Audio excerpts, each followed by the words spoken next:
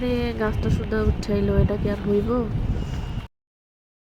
প্রচুর বৃষ্টি হচ্ছে, ইচ্ছা করতেছে বউয়া ভর্তা অথবা খিচুড়ি কিছু রান্না করি।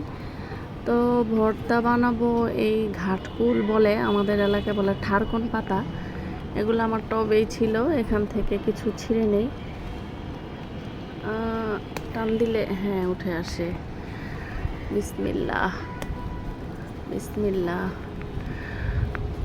বিসমিল্লাহি আল্লাহ বারাকাতুল্লাহ। এই প্রথম তুলতেছি আমার টব থেকে ঠারকুন পাতা। এটা ভর্তা আমার খুব পছন্দ, এই জন্য আহারে গাছটা শুধু উঠাইলো, এটা কি আর হইব?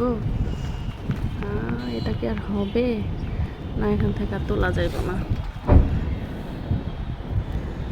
বাইরের ওয়েদারটা এত সুন্দর, যার রাস্তায় এখান থেকে কিছু তুলি। আসলে কিনারের পাতা তুলতে হয়, আমি গেছি মাঝখানের পাতা তুলতে।